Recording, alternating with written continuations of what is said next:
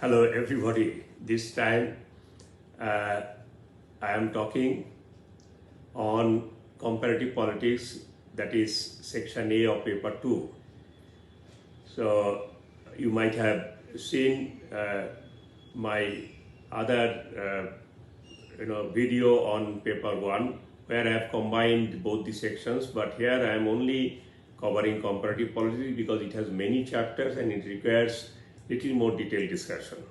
Comparative politics has two parts, okay, not widely different, but there is difference.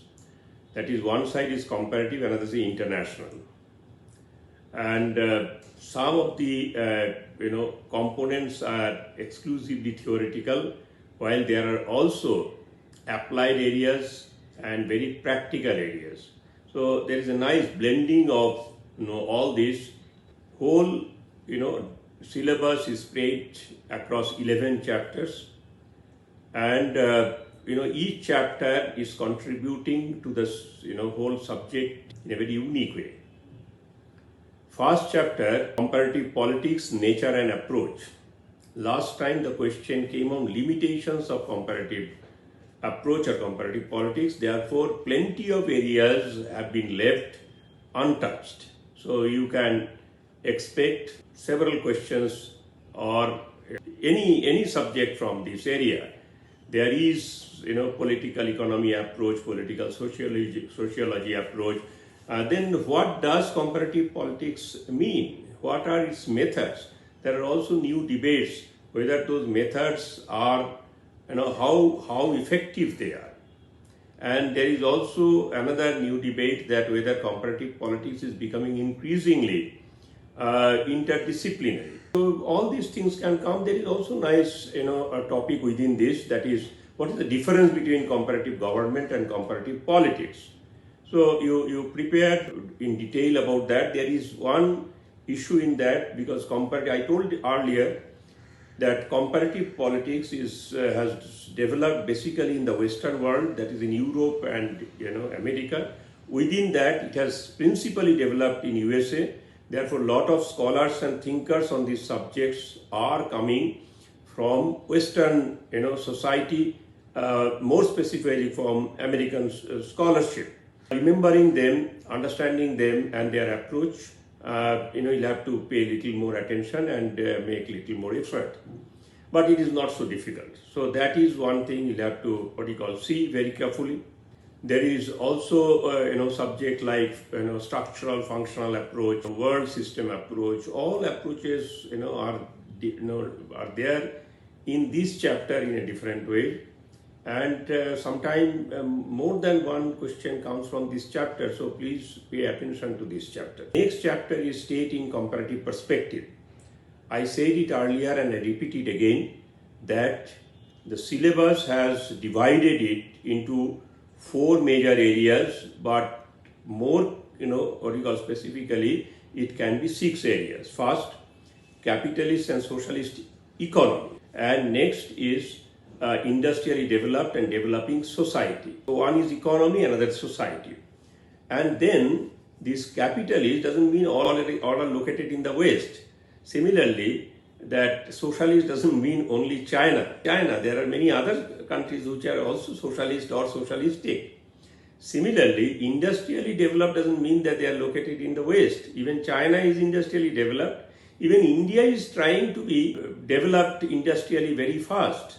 So therefore, don't think that it is divided that way. And then developing society is not necessarily only in Asia and Africa. Even in Europe, Eastern Europe, there are developing societies. Even in Central Africa, there are a number of countries which are known as developing societies. So, that way you understand. I often find these answers are, very, very narrowed down to certain inbuilt concept. And that is not good for this paper. Last time there was a question that is related to China. China is very important in India's understanding of comparative politics, but there can be questions going beyond China too. So you have to prepare yourself accordingly so that you can attempt questions from anywhere but within the chapter. After globalization, there have been a lot of changes, and that change has been taking place in capitalist society or economy, in socialist economy, in developing societies, in every society and every economy. Okay, so therefore globalization becomes a milestone, and from there a new era begins, a new chapter begins, and that chapter has to be understood more categorically. Then I believe the writing a stronger answer, better answer will be easier for an aspirant. Last time a question came, giving a terminology called electoral democracy, but don't get lost by seeing a very unknown or new kind of or strange kind of terminology.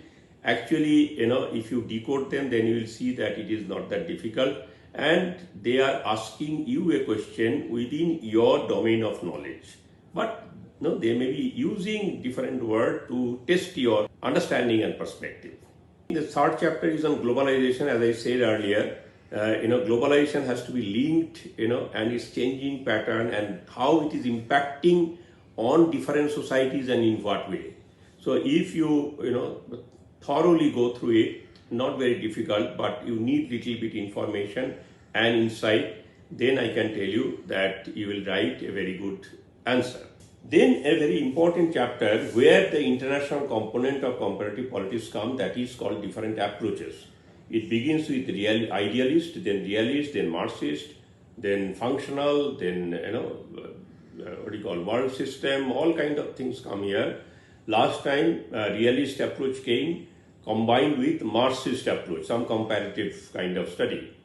So idealist, later is maturing to be liberal approach. What you have to know that realist is not one concept. Each concept is multidimensional, and there are more than one concept within one concept. That means realist, there can be neo-realist, there can be neo-classical realist. Okay.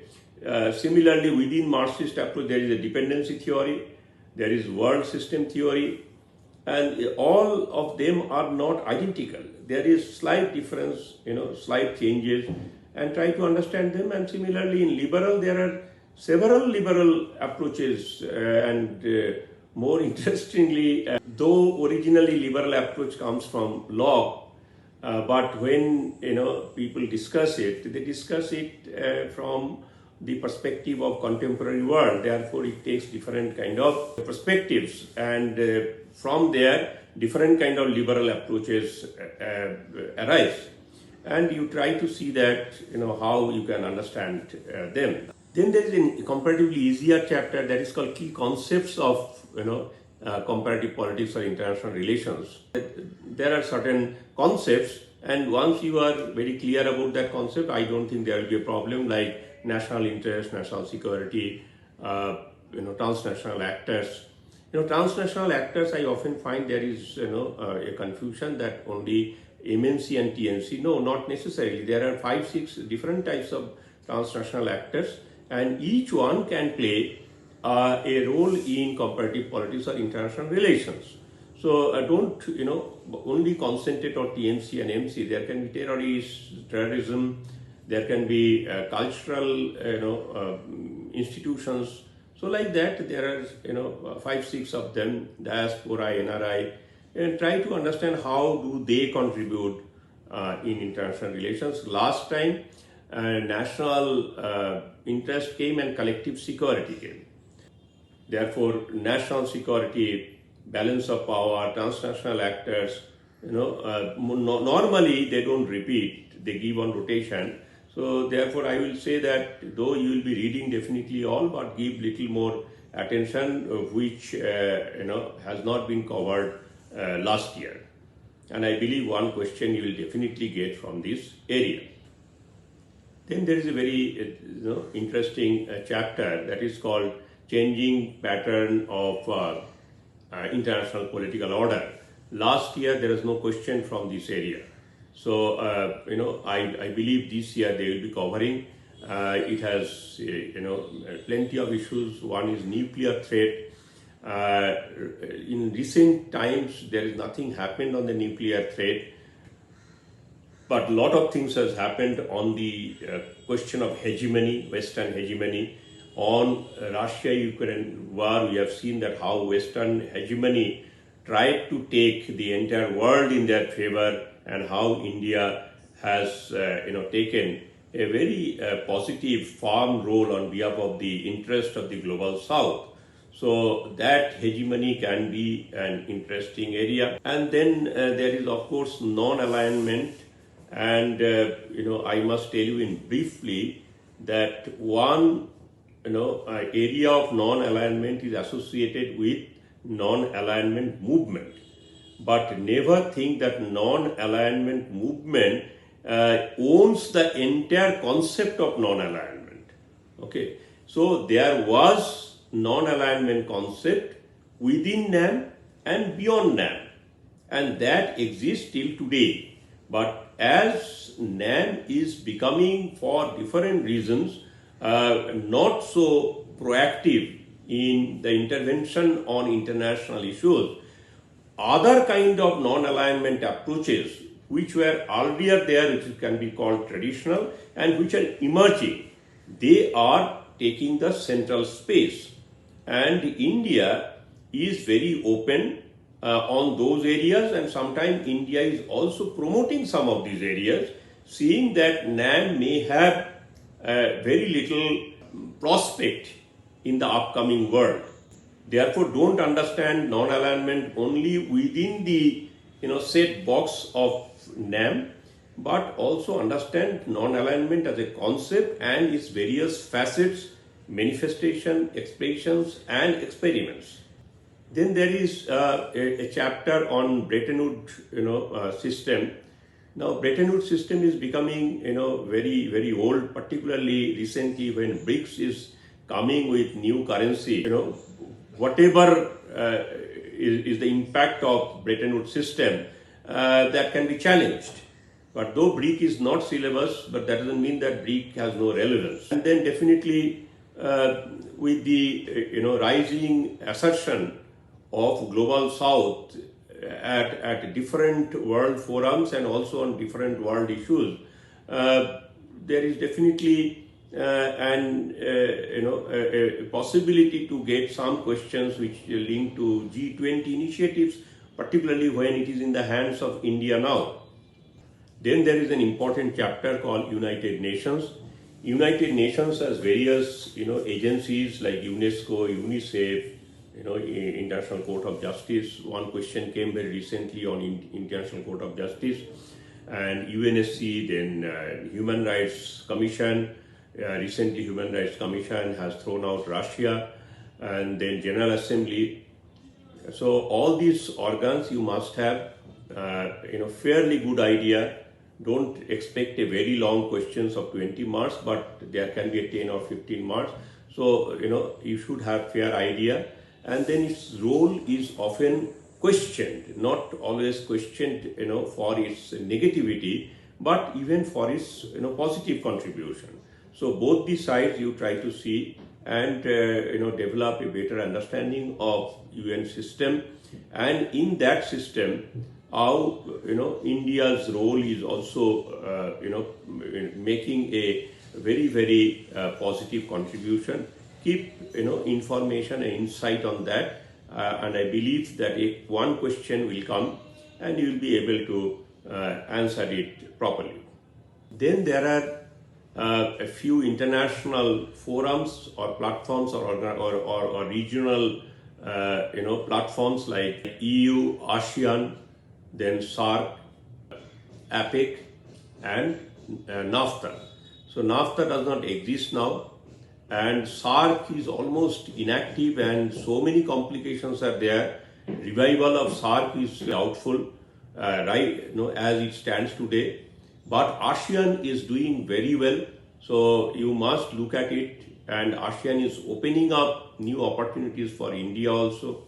And India also, on the other hand, is trying to renew its relationship with EU, and EU is also changing its position particularly after COVID pandemic 2019, EU has been, getting a lot of problem because just before that, the Brexit took place. Altogether, EU were in problem, and then due to Ukraine, Russia, again the oil supply problem created, problem for EU. So how EU has been surviving and keeping itself relevant in world politics is definitely an important area of study. And then APEC definitely is not happening, lot of things, but at the same time, APEC is never becoming irrelevant either, particularly when, Pacific becomes a focus of international relations now. And APEC definitely, claims, attention. Last chapter is on contemporary global concern. There are 6 concerns given. Of that, terrorism came last time. I believe that gender issue may come. Environment or climate change has been a standing issue. Human rights issues have also come in Sudan, in Ukraine, and many other places.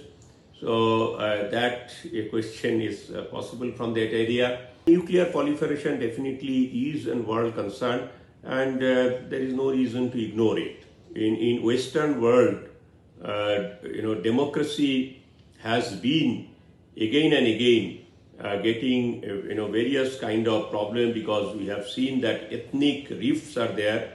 Then in America recently we have seen that how corruption and other charges have come up. There are election manipulation issues. So democracy is no more only an issue of Africa and Asia, but it has very much infested into the so-called peaceful or democratic fabric of the Western society as well. So this way, if you prepare, then I think that you'll be able to do very well in comparative politics. But along with human rights, also keep that there is a humanitarian component within human rights, and on that something has happened since the breakout of COVID-19 pandemic. So this is in brief. Thank you very much. My next video is on section B, paper 2, that is on India's foreign policy.